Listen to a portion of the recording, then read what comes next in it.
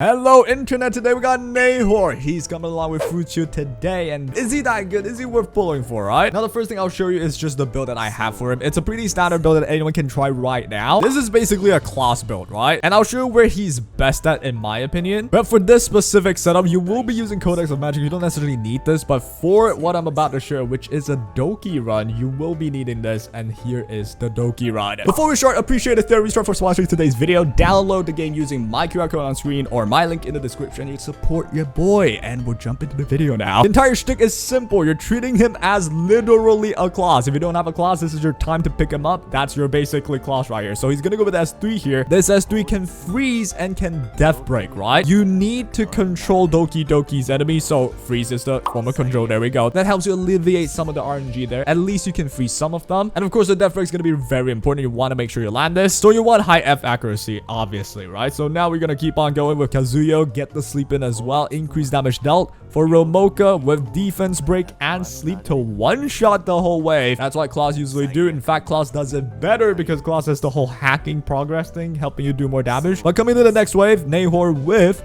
the Codex of Magic again. We reset, we get the freeze and defense break again, and there you have it. We just get them like that, right? So Romoka goes one shot, boom, done. Now from this point on, it's just a simple win, right? Here we go, victory. That is, in my opinion, what Nahor is best at. Now you might think, well, the D spell though is pretty good. It gets rid of 2 buffs from the enemy and inflict 2-turn block. That sounds really good. Here's the issue. You would think with this setup, he'll be really good against Aurora, right? You put a block on, you get rid of the immunity, but very stupidly, there's no like skill priority in auto mode yet. They did mention they might add something like that in like the content talk. But yep, what happens is if you run auto and you go in with Nahor, he's gonna do S3 first, and the immunity on Aurora is not gonna be cleansed. That will be the same for Terramaton. It's not impossible to win in those modes with Nahor. It's just really annoying. But the moment skill priority comes out and you can choose to go S2 first, he may be very good in all of these stages now, right? Now that I've showed you what he's best at, let's just bring him in to Etherena for now and just check out if he is that good. Now in the end, he's just we're using them basically like a class, right? That can freeze. Now freeze could be pretty big in RTA with someone like, you know, Deeding there. If he doesn't die because there's a Valerian, you get the freeze in, then they are just screwed. Now the question is, why don't we just Mio, right? That's a great question. Why don't we just Mio? Yeah, let's just jump in with this team right here. We're not gonna use class for this one though. Go in with Mio, and then Nahor is gonna freeze and defense break. So even if they somehow resist whatever, well, you gotta resist the freeze as well, or else you're also still dead. So here we got Lily. You can buff in Real Mocha. Here comes Mio as well. Go in with the S3, and we will have our Nahor. I want to see how this freaking debuff works, right? I want to see against an enemy. Can I see 4 quadruple freezes? Boom.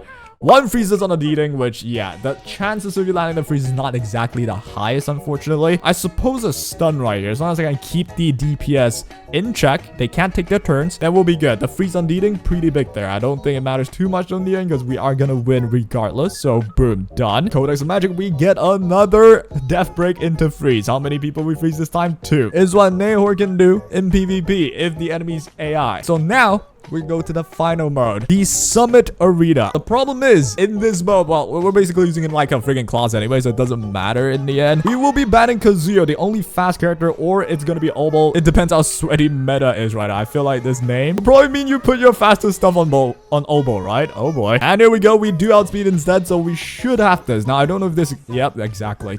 I can't even showcase Nahor, but obviously that was gonna be a win. We Mio S3 into Nahor pop, and it should be over from there. So yeah, like it's slightly different than what a class would bring to you. Class could, you know, speed down defense break and push back even on S2 if you need to. But with Nahor, you get the freeze. The freeze chance is not that high, but if once you land it in a place like RTA, you're gonna probably win from there. Game number 2, and holy moly, we see a Kraken. Now again, I don't know how much of a tryhard you are. If you do try a lot, you put your fastest stuff on someone like a random Kraken. We'll see though. If we can outspeed, we still have the Nahor. He's usually never the one that gets banned in my opinion, because, you know, it's just a class. You never ban class anyway. But yeah, it's annoying though. If he does take the turn, it's so annoying. Holy shit, those are really fast characters. But yep, usually this is where they would just dip. No, please do take a turn, man. There we go. We took a turn. Show me the free...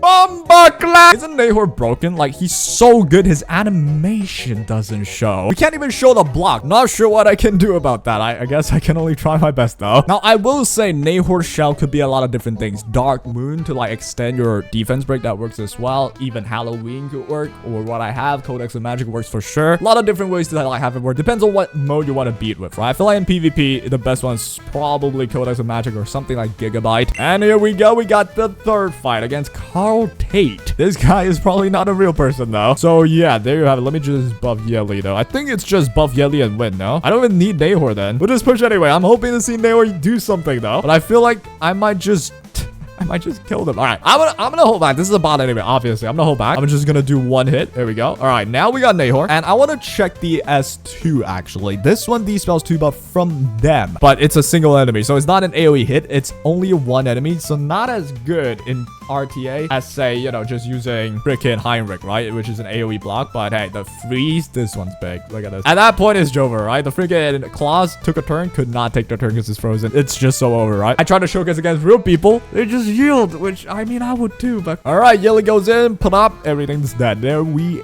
go. The way I'm using him right now is kind of just as a defense breaker, right? So like, if you got a class, you could just use the class. So, oh, that is annoying. All right, here we got Nahor. Again, this would just be a race though. I feel like Nahor in a slower team comp is certainly not as good, but against a Valerian, I think it's pretty solid, right? I'm gonna go ahead and ban a Mio and ban Con Kazuya. They're very not outspeeding, but I feel like Matt here is definitely the type of guy to put on a 300 speed Kazuya. All right, here we go. They banned off by Lily, obviously, so now it's a matter of can Freya outspeed. My Freya did not outspeed because you put your fastest stuff on Kazuya. It is awesome. I'm hoping for any resist. Did not happen, so I think that is GG's. Unfortunate. But yep, if Nahor resisted there, I could have just frozen as well. That would have been pretty awesome, but did not happen. But yeah, there we go. In the end, does Nahor change much in RTA? It doesn't, right? Like, you still outspeed, and if you can outspeed the enemy, you usually just win until Bulwark set becomes a more, you know, common thing. But for now, I think that was a solid show of what Nahor's all about. Of course, what I've showed is in Doki Doki. I've showed the issue that he may have in Aurora. I think you can still beat Aurora if you want to, even with auto. You just don't want Codex of Magic. But realistically, I would just prefer if you see the enemy having immunity, you would use the skill that dispels immunity. That makes more sense. Why do we have to force ourselves to use S3, right? Same with Termaton. If it's against Termaton, like, I haven't tested actually, but I mean, I tested Aurora. That should mean if the Termaton has immunity, he should go for S3 anyway. That's a waste of a turn, and that usually means you cannot auto it that easily. So yeah, not that ideal, but for Doki, very good. The extra freeze chances, right? It's gonna be pretty good for any one shot. One shot, I feel like it's not that big of a deal, because one shot you can just death break, and as long as you control them with a sleep like Kazuya, you kill them, right? But I guess that's like a layer of RNG that you alleviate. You can freeze them with Nahor as well, and if you do freeze them, you can kill them. That's awesome, right? So for Doki, if you don't have claws or like a one-shot team ready, Nahor might be the person that you would want to give it a shot, because he can freeze. That's the most important part. He's not going to freeze consistently because the chances of freeze is pretty low, but as long as you can freeze one character for Ramoka, that might be the one thing you need to clear the whole wave, right? So final verdict on Nahor, is he worth pulling? I would say, unless someone finds out like a really good way that Nahor can auto, say Rengokutsu Inferno, say Aurora Inferno, say Termaton Inferno. If those teams exist and it's achievable realistically, and for casual players especially, then he'll be worth it. I'm sure there are ways to like mess around with the friggin' S3 first and then S2 block, but for now I have not found a team yet. Maybe when I do, I'll make a video. So final verdict depends on your account. If you want to pull him for just PvP, I don't think you have to, because you know, he's solid, not anything crazy,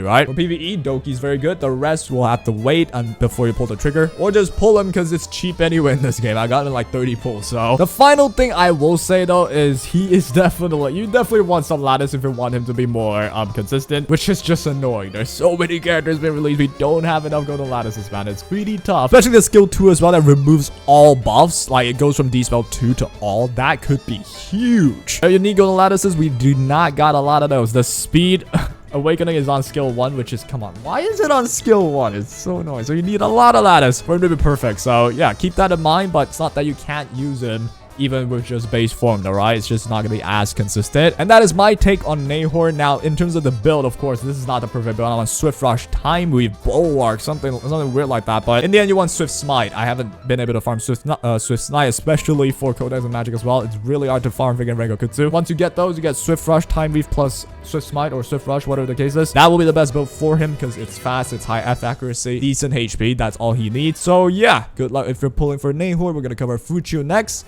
and that'll be all. Take care.